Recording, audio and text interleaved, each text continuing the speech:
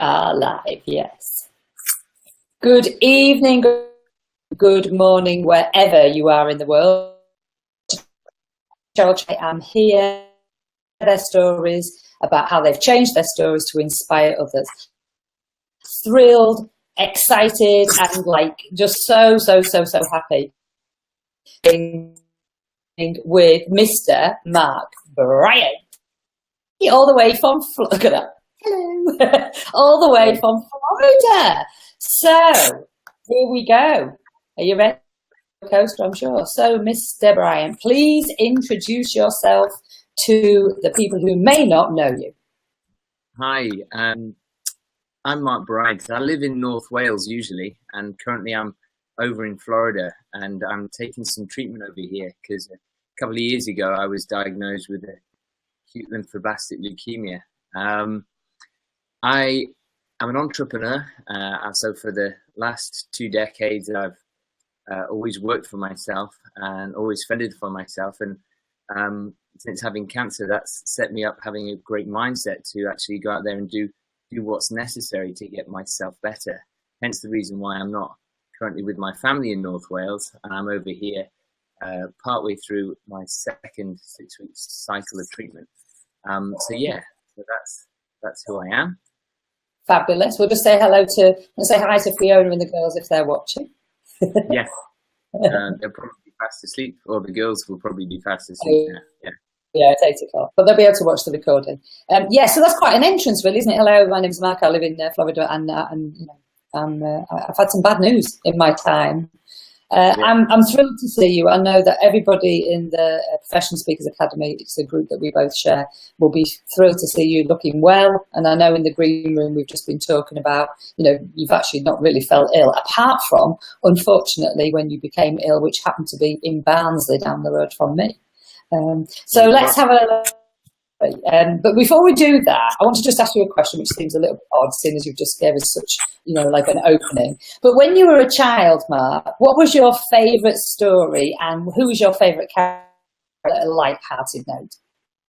My favourite character was Tigger, Winnie the Pooh, and I googled before we got on there on the before we chatted in the green room, and it wrote down, the wonderful thing about Tiggers is Tiggers are wonderful things, and that's kind of true. We're all wonderful. We're all great in our own unique way, and I never really connected, but I can relate to being Tigger because life is about energy.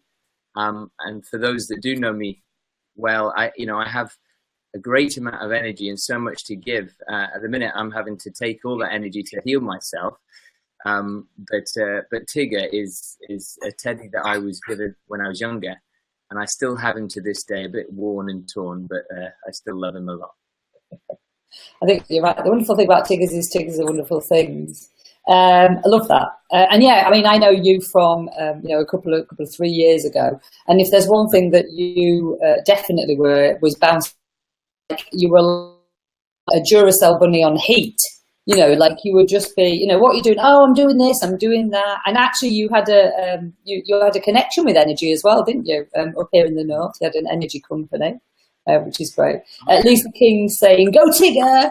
Go Tigger. Thank you, Lisa, for joining us. I interviewed Lisa earlier on in the week, so well received. So thank you for joining us, Lisa. So she's saying, go Tigger. So what was let's look at your story then, Matt, because we're here to share your story and to inspire others. So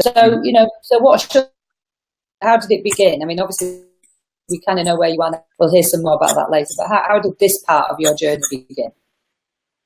On June the 15th, 2015, I was the MD of a company. We were doing about 15 million a year. We had over 120 staff at the time. I had my dad, my brother, my sister, a lot of responsibility. They were all working for us at the time for the company, and it was at that time I had back pain for a few days, and I went off to deliver a training program up in Barnsley, and this back pain just got progressively worse the further up north I got. And I'm sure it wasn't because I was driving up north, as I later found out. I ended up hospital that night, and I was on morphine, because the back pain was so horrendously excruciating, which had spread into my ribs, and it was my hips as well. So they'd taken my blood when I first got into NE, and I said, "Why are you taking my blood? I've got back pain. Give me some painkillers. I need to go and train the sales team tomorrow." And they were like, no, this is standard protocol. And about 3 o'clock in the morning, the doctor came in and said, "Look, we need to keep you here until the specialists come in the morning. We're not happy with the results." So by that time, I'd opted to say, right, okay, I'm not going to train the staff. I'm just going to, I'll take the morphine at 5 o'clock in the morning. So I'd given out till then. I'll take the morphine at 5 o'clock because I thought I needed to message people to tell them I wasn't going, going to be in work. And at 10 o'clock in the morning, in this cloud of morphine, with one of my best friends sitting next to me, a doctor walked in, knocked on the door and said, "Mark, can I, we need to have a chat." And he came and sat next to us, and I always remember him putting his hand on my leg, like in a reassuring way. And he said, "Look, I'm really sorry to tell you that you've got acute leukemia." I was like, "Oh." And that was where the journey began. And it was almost like the world, everything just stopped. And it was a moment of silence and peace almost, because I was, looking back now, I was so stuck on that hamster wheel of life. That I just had this moment of like peace, and it was just really, really weird. I didn't go into panic or worry or fear or anger. It was just a moment of, I just fell off that hamster wheel, and it was just a moment of peace. And the first thing I said is like, okay, well, how do we get this handled? And that was where the journey began. So that took me on a 3-month campaign to having the most toxic treatment that humans are exposed to, which was high-dose chemotherapy that crescendoed in full body radiotherapy and a stem cell transplant. So my brother kindly donated me his cells, and that was great. So I was deep into recovery then for a period of about 3 or 4 months after I'd been in hospital. And the beginning of January 2016, it was like, right, I better sort of get back into work and try and find my feet again and try and find my life again after all this. And in April, unfortunately, I got told it had come back and come back quite aggressively. So I took a second-line chemo drug, and I'd always been looking for other things to support. Could I go down the natural route, or do I continue with the medical route with the high toxic chemical drugs and everything else that goes with it, so the more allopathic route? And there was no way I could see a natural route on its own without the dependency of my doctors and the medical team that were fantastic, and they've been fantastic at the hospitals I've been involved in. So I continued down both roads, and I've been continuing down both roads since the journey began, because I guess the training, the enlightenment, the stories I've heard from Tony Robbins and all the personal development work I've done in the past. So I was like, I know it's possible. I know if I need to create a miracle, I know it's possible. So I had that in my mind from the very beginning, and I never felt like I was going anywhere, albeit the statistics were indicating that that is not the case. So I said to the doctor, I said, look, don't tell me what the prognosis is. I'm just going to focus on getting better. And that's what I did. I just focused on getting better. And I didn't take the revised prognosis, the original one being 50-50 coming out of this and being here 5 years later. So that was enough information for me. I didn't delve into all the details. I kind of just had my headline view as to what I needed to do. Yeah. So Mark, when you get, I mean, obviously that first bit of news, I mean, when you were just talking then, I kind of hamster on a wheel, and then it's kind of like someone just put their hand on top of the wheel, and then the hamster stopped and kind of like sort of fell off and went, oh, what's going off here? Analogy that I think that you painted that picture, but then it was a kind of like, oh, okay then, so all right, what do we do next? Where did that come from? Okay, that's the news. always been like that? Were you like that as a child? Is it Tigger bouncing back? What is it? What is it in you that makes you do that? Because I think a lot of people, like me, are thinking, wow, if I got some news like that, I mean, I'd probably have a few hours, trying to get to it. Where's that resilience come from? Has that always been in your character?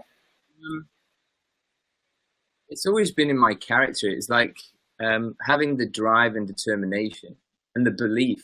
It's having hope, faith, and belief, and that's, it's almost believing anything's possible.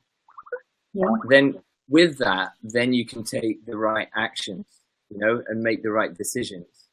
And sometimes, and that's what I've always had. I've had an amazing amount of optimism from an early age. And whether, my mum was very optimistic, so that was perhaps passed down, and she was very positive. And yeah, so, and I being sent off to boarding school when I was younger, I guess you kind of become responsible, and then you're always trying to aspire. So I'm quite a type A type person, and always trying to look to achieve things. So I guess that's where it stemmed from. Yeah. And then obviously I remember the campaign for your brother when he was given the stem cells. I even remember the pictures that you shared from Christie's, because you were in Manchester for a little while, weren't you? And that was just like, everyone was kind of like, because obviously the cells, they don't know if they're going to take, or they're going to reject. And, your brother's going through this, having been through all that, okay, it's come back. And again, what was your thoughts in that moment? Was it still this, right, okay, so what do we need to do? I'm like, well, what do we need to do? It's like listen and learn. They're like two things. It's like, okay, what do I need to listen out for? What's not worked? And the main thing at that point there was, to that point, I was still on the fence, because you think, well, how do kids get cancer? So my doctor said, it's just one of those things. You think, okay, if it's just one of those things, then therefore I'll just, I wasn't as driven to create the significant life transformation that I have done from April last year. I mean, it almost like stepped up another level.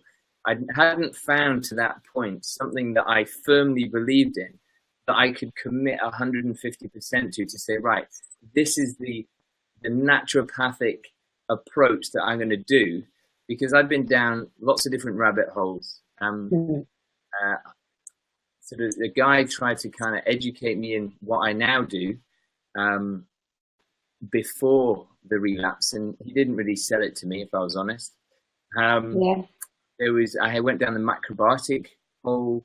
I went down lots of different holes, and nothing really kind of stuck with me. But as soon as I met this naturopath, I got the bad news on the Tuesday. On the Friday, I went to see a friend in the Cotswolds who's got a detox center, the Cotswold Detox Center, Milestone Detox it's called. And I saw her naturopath that comes up and sees her clients. And I spent a good few hours with him, and he changed my belief in that moment to say that leukemia and the reasons for it, and some of those underlying reasons were environmental pollution, like electromagnetic frequencies and cancer clusters around telephone masts and things like that. And you think, it just opened my eyes to some new possibilities. It was at that point there that he changed my belief and gave me a protocol to follow. And then along with him and a number of other people within the team, I created a team over this last 2 years, a team of people that I still connect in with regularly, that have helped me transform a lot of the more natural approach to my healing journey. So along with that, plus I had a second line chemo drug from the day I got the relapse results. So then having some more of my brother's cells in June, we managed to achieve 2 all clear bone marrows. So I was like, oh, that's good. Yes. And then you get to the new year, February, and this year, and I found out that I had it coming back again, albeit this time it was at low levels. It was like 1 in 10,000, whereas the relapse last year was like 18% disease in the bone marrow. This was like 0.0001% in the bone marrow. So I call it a minor relapse. With an acute fast cancer, that is pretty, any relapse is a bad relapse. When people say that they're in remission, it's normally below 5%, whatever the marker is that they're measuring. For me, like all clear is best. So there's no detectable disease, because if it comes back, it can come back fast. Yeah. So it's going to sound how you've done so many changes in life. And I can hear me repeating myself. Oh, no, I've gone. So you've done so many speaking to you where you were growing your all over I remember seeing that all in your garage.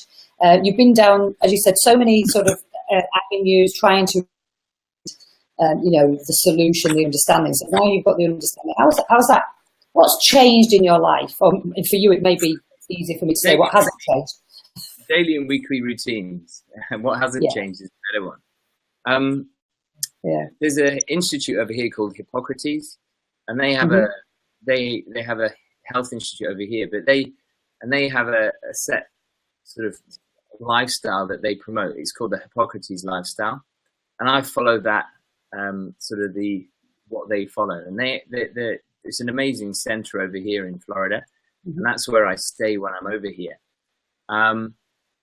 And it's pretty much, I wake up, I don't normally have breakfast, so you probably heard that intermittent fasting's good. So I don't eat until probably 11 o'clock in the morning at the earliest, or have anything that the body needs to digest. So that's giving the body healing time from the night time till the morning. I'll have in the morning hot water and lemon. I'll have wheatgrass, so 2 wheatgrass shots a day, which is 2 ounces. And I'll have a liter of green juice, which is no fruit. So I don't have any fruit whatsoever.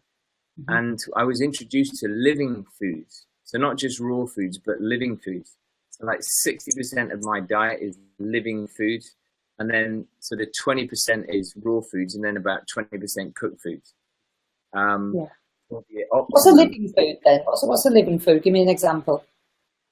It's something that's still alive when we're eating it. And if you went into Tesco's and went to the cress, that's living, because it's still in the soil, still growing. So you cut it and that's living food. So I have sprouted mung beans, chickpeas, lentils, sprouted sunflowers. So the juice that I have has got, 25% of it is from sprouted greens. So it's the life force of the food that helps significantly. So that's just like one part of the big jigsaw. But a lot of people focus on the physical stuff, which is the food, which is the main area that I shifted initially. This year, since I had the mini relapse in February, I have done a lot more mindfulness, meditation, mental health work, slowing down, psychotherapy, counseling. So I've done a lot of deep healing work, mentally and spiritually, and sort of trying to open those parts up, not just focusing on the physical aspect of who I am. Yeah. Wow. Big changes afoot. So that coupled with the treatment. So there's a doctor that works over here that uses low dose immunotherapy, and with the first 6 week treatment protocol I had here, which was from May to the beginning of June, was able to swing the balance from disease and death to health and life. So my diseased bone marrow is all clear again now, which is great news. Yeah, yay! And where are you sitting at the minute? Just share with the audience where you're sitting. You're in a room that's called the what? It's called the Happiness Center. But I came here for a treatment, and they run a course called the TLC course. It's one of the most amazing courses I've been on, and it stands for the Living Course. And so one of the staff members works from this office, and there's a treatment room here as well. So I've just had a lymphatic immune regenerative treatment from somebody that lasted 2 hours. It's amazing. So it's amazing all the therapists, all the people I'm meeting over here, which is a blessing that I'll be able to carry forward with myself for years to come. Brilliant. And so we've got a few people use Mark from Lisa again. So thanks for staying with us, Lisa. And yeah, so lots of changes. Your kind of short-term plans are that you'll stay in Florida. Is that right? So you'll be away from Fiona and the children for a little while longer. Is that correct? I'm going to go next week, and then I'll be back in the UK for a month, or yeah, about a month or 6 weeks, and then I'll be back over here for another 6 weeks before Christmas. So it's yeah. So then next year I'll probably have 3 6 weeks treatments spaced out over the 12 months, depending on how many I need. It's difficult. So the doctor measures the immune system. And so the immune system is the measurement of health. And as we see that to improve, so the one area that a lot of cancer patients are weak on is their natural killer cell function. Mine was 0. So it doesn't matter, what would have happened from now. If I'd have taken the treatment back in the UK, I would have been dead, I believe, in about 3 to 6 months. I'm glad you didn't say that.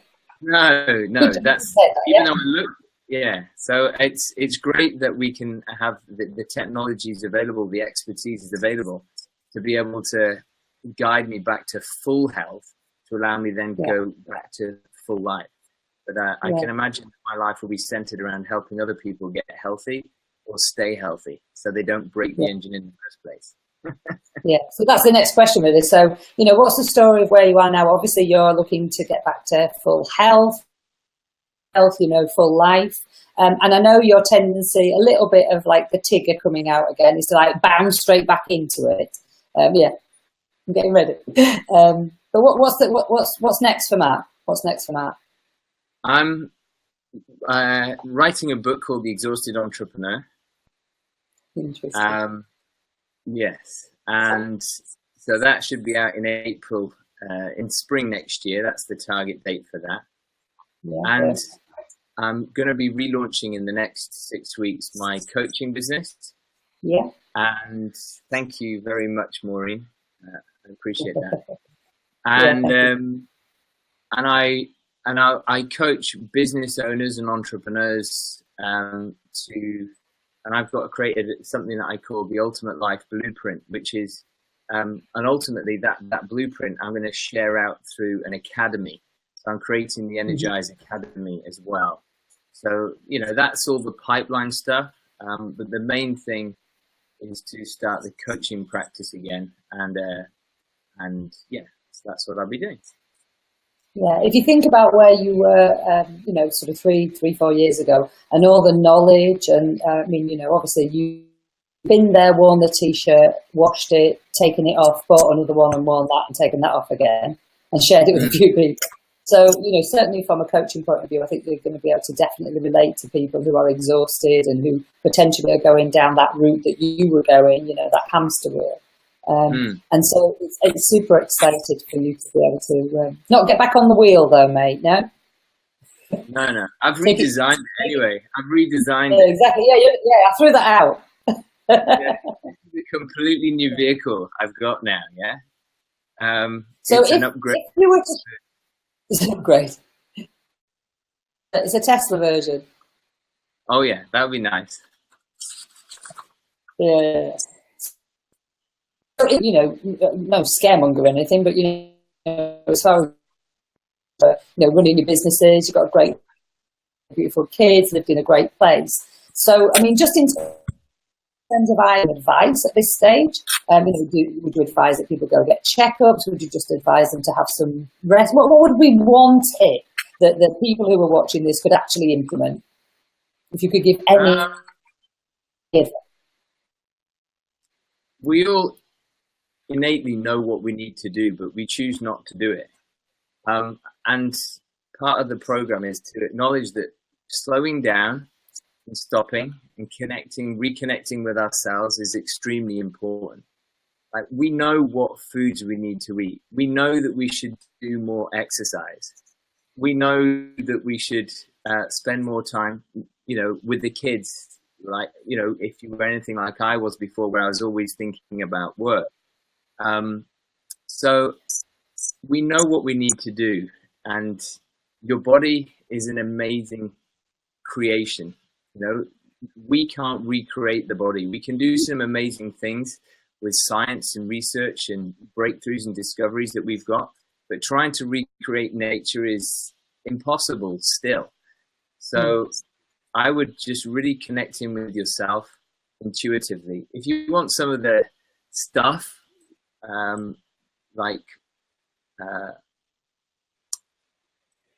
seeing a good naturopath would be a good place to start. And they could help you upgrade the lifestyle choices you're currently making. That would be a good place to start.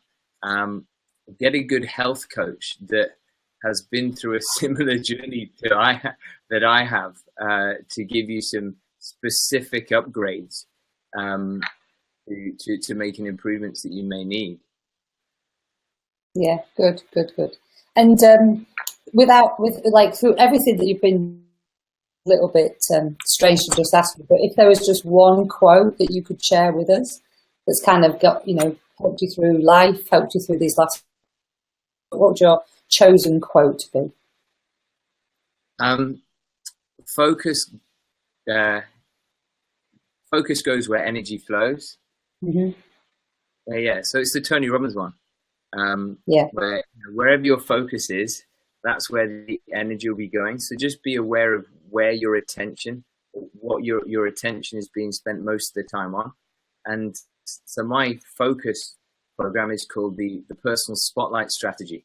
And it's really making sure that spotlight is not shining on everything and everyone else, and that you bring that spotlight and shine it on yourself, because the best version of yourself will be a better version for everybody else to enjoy too. Yeah, great.